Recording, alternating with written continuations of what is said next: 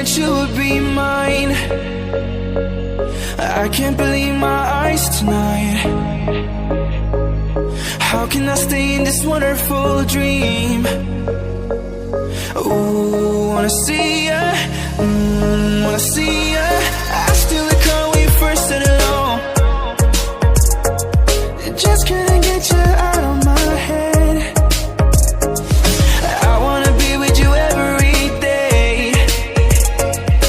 Ooh, can't fight it, just can't fight it.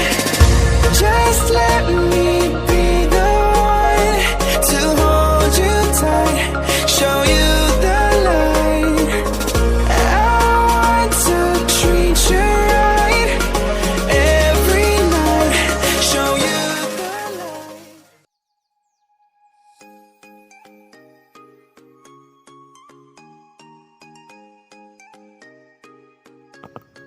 Assalamualaikum warahmatullahi wabarakatuh. Kami dari kelompok 3 ingin menyampaikan materi dari teori konsumsi. Atas nama saya Anggi Puspitasari dengan NIM 201114009 akan menyampaikan materi masalah dalam konsumsi. Dalam menjelaskan konsumsi, kita mengonsumsikan bahwa konsumen cenderung untuk memilih barang dan jasa akan memberikan maslahat maksimum. Hal ini sesuai dengan rasionalitas Islami bahwa setiap pelaku ekonomi selalu meningkatkan maslahat yang diperolehnya. Keyakinan bahwa ada kehidupan dan pembalasan yang adil di akhirat adalah sempurna, yang berasal dari Allah adalah sempurna, akan memiliki pengaruh yang signifikan terhadap kegiatan konsumsi. Misalnya, ketika seorang menonton televisi di pagi hari, maka ia bisa memilih channel mengenai berita politik dan hukum. 1. Kebutuhan dan keinginan.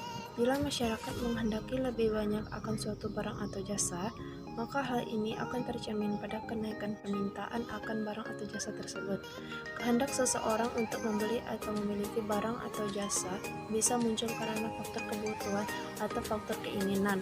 Kebutuhan ini terkait dengan segala sesuatu yang harus dipenuhi agar suatu barang berfungsi secara sempurna. Dan yang kedua, maslahat dan kepuasan. Jika dilihat kandungan maslahat dari suatu barang atau jasa yang terjadi dari manfaat dan berkah, maka di sini seolah tampak bahwa manfaat dan kepuasan adalah identik. Sebagai contoh adalah kedua orang, Zaid dan Haidun, yang dalam keadaan yang sama, rasa lapar dan kesukaan rasa yang sama, sama-sama sedang mengonsumsi daging sapi. Zaid tidak mempermasalahkan kehalalan daging sapi, tetapi dia mengonsumsi daging sapi yang tidak halal. Sementara Haidun adalah orang yang sangat mematuhi perintah Allah, hanya makan daging sapi yang halal atau dengan disembelih dengan membaca bismillah. Yang ketiga, maslahat dan nilai-nilai ekonomi Islam. Sebagaimana dijelaskan, perekonomian Islam akan terwujud jika prinsip dan nilai-nilai Islam ditetapkan secara bersama-sama. Pengabaian terhadap salah satunya akan membuat perekonomian pincang. Penerapan prinsip ekonomi yang tanpa diikuti oleh penerapan nilai-nilai Islam hanya akan memberikan manfaat, maslahat duniawi. Sedangkan pelaksanaan sekaligus prinsip dan nilai akan melahirkan manfaat dan berkah. Dan untuk yang keempat, penentuan dan pengukuran maslahat bagi konsumen. Besarnya berkah yang diperoleh berkaitan langsung dengan frekuensi kegiatan konsumsi yang dilakukan. Semakin tinggi frekuensi kegiatan yang bermaslahat, maka semakin besar pula berkah yang akan diterima oleh pelaku konsumsi. A. Formulasi maslahat. Demikian, jika suatu kegiatan yang sudah tidak memberikan manfaat di dunia, maka nilai keberkahannya juga menjadi tidak ada, sehingga maslahat dari kegiatan tersebut juga tidak berkah. Dan yang ke-B, ukuran maslahat konsumen. Untuk mengeksplorasi konsep maslahat konsumen secara detail, maka di sini konsumsi dibedakan menjadi dua, yaitu konsumsi yang ditujukan untuk ibadah dan konsumsi yang memenuhi kebutuhan atau keinginan manusia semata. Contoh jenis konsumsi yang pertama adalah pembelian barang atau sketsa untuk diberikan kepada orang miskin, sedekah, wakaf, maupun ibadah yang lainnya. Sedangkan konsumsi jenis yang kedua adalah konsumsi untuk memenuhi kebutuhan atau keinginan manusia sebagaimana konsumsi sehari-hari.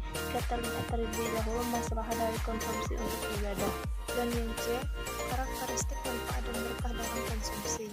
Masalah dalam konsumen muncul ketika kebutuhan tersebut, jika belum tentu dapat dirasakan sesaat setelah melakukan konsumsi, misalnya ketika konsumen membeli barang-barang tahan lama seperti sepeda motor.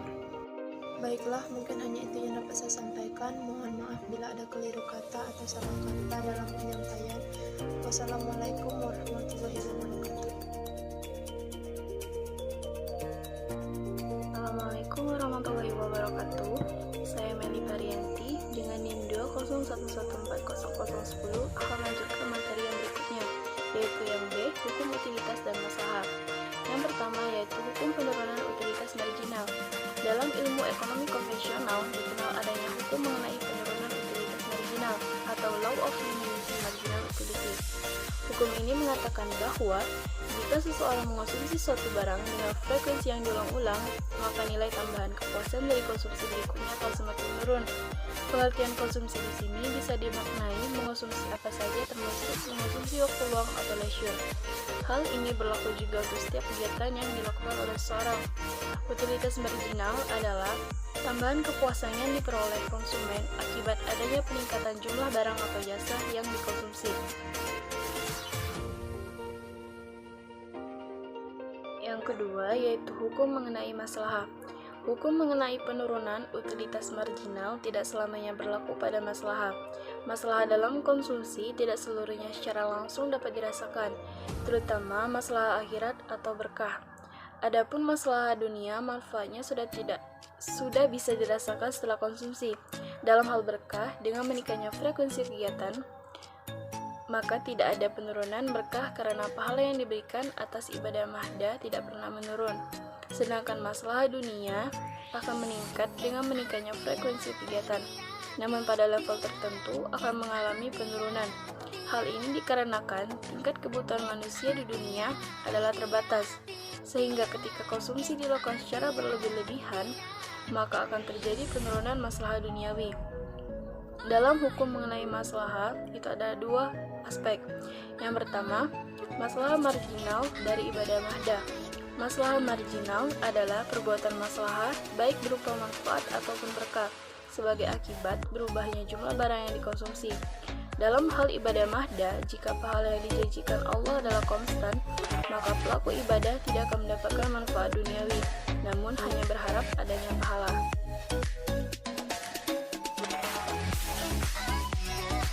Yang kedua yaitu masalah marginal dari konsumsi. Dengan adanya aspek ibadah dalam konsumsi, maka kegiatan tersebut akan dirasakan mendatangkan berkah. Hal ini bisa dideteksi dari adanya pahala yang muncul sebagai akibat dari kegiatan tersebut. Yang ketiga yaitu preferensi terhadap maslahat. Dapat disimpulkan bahwa semakin konsumen peduli terhadap keberadaan berkah dalam konsumsi, maka tingkat kejenuhan masalah yang akan ia terima semakin rendah. Dengan kata lain, semakin konsumen meyakini bahwa kegiatan konsumsinya akan mendatangkan imbalan pahala, maka ia tidak mudah jenuh atau bosan terhadap yang dikonsumsinya, meskipun secara fisik ia tidak lagi melihat adanya manfaat yang diperoleh. Yang terakhir yaitu hukum penguatan kegiatan dari maslahat.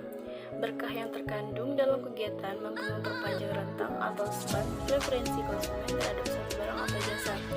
Secara lebih spesifik, bisa dikatakan bahwa seandainya tidak ada kandungan berkah dalam kegiatan, maka konsumen sudah akan mengalami kejenuhan pada frekuensi ke-8 dalam melakukan kegiatan tersebut.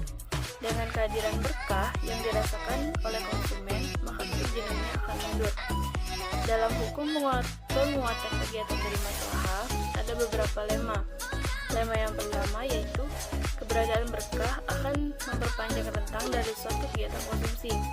Lema yang kedua yaitu konsumen akan merasakan adanya masalah dan menyukainya, akan tetap rela melakukan suatu kegiatan meskipun manfaat dari kegiatan tersebut bagi dirinya sudah tidak ada. Hukum tersebut tentu saja berlaku pada kegiatan di mana faktor fisik tidak membatasi atau suatu situasi di mana tidak ada standarisasi secara spesifik.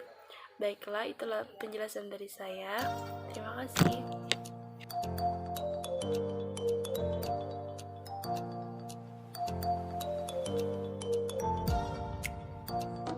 Assalamualaikum warahmatullahi wabarakatuh. Perkenalkan NIM 20111400008. Di sini saya akan menjelaskan bagian C dan D. C. Keseimbangan konsumen. Keseimbangan konsumen ini dibagi menjadi 4. Yang pertama, keterkaitan antar barang. Yang kedua, hubungan antar barang yang dilarang oleh Islam. Yang ketiga, hubungan antar barang yang dalam Islam. Yang keempat yaitu permintaan konsumen. Keterkaitan antar barang. Secara umum, keterkaitan ini digolongkan menjadi 3, di antaranya komplement, substitusi, dan domain konsumsi. Yang pertama, komplement. Hubungan yang bersifat komplement ini mempunyai derajat dan tingkatan yang berbeda-beda antara pasangan barang satu dengan barang yang lainnya. Perbedaan ini disebabkan karena sifat barang yang terkait dengan kegunaan barang yang bersangkutan. Komplement ini juga dibagi menjadi 3 tingkatan, yaitu komplementaritas sempurna, komplementaritas dekat, dan komplementaritas jauh. Komplementaritas sempurna. Komplement ini terjadi jika konsumsi dari suatu barang mengharuskan konsumen untuk mengonsumsi barang yang lain sebagai penyerta dalam barang pertama yang dikonsumsi. Contohnya yaitu konsumsi motor pasti harus disertai dengan konsumsi bensin. Yang kedua, komplementaritas dekat. Komplement ini terjadi jika seorang mengonsumsi suatu barang, maka dia mempunyai kemungkinan yang besar mengonsumsi barang lain. Contohnya yaitu jika seseorang memakai sepatu, maka kemungkinan besar dia akan memakai juga kaos kaki. Yang ketiga, komplementaritas jauh. Komplement ini disebabkan karena hubungan antara kedua barang adalah rendah. Contohnya yaitu penggunaan baju dengan penggunaan dasi. Yang B, substitusi. Kalau dalam komplement hubungan antara kedua barang adalah positif, tetapi dalam kasus substitusi hubungan keduanya adalah negatif. Hubungan yang negatif adalah jika jumlah barang yang satu naik, maka jumlah konsumsi barang lainnya akan turun. Yang C, domain konsumsi. Hubungan yang relevan dengan pilihan konsumen adalah hubungan yang kedua, yaitu substitusi. Hal ini dikarenakan dua buah barang yang sifatnya saling mengganti, maka akan menimbulkan pilihan yang kadang menyulitkan bagi konsumen. Untuk itu, dalam konteks pilihan konsumen, maka jenis hubungan yang akan dieksplorasi di sini adalah hubungan yang sifatnya substitusi. Meskipun hubungan komplementaritas juga akan tetap ditampilkan. Yang kedua, yaitu hubungan antar barang yang dilarang oleh Islam.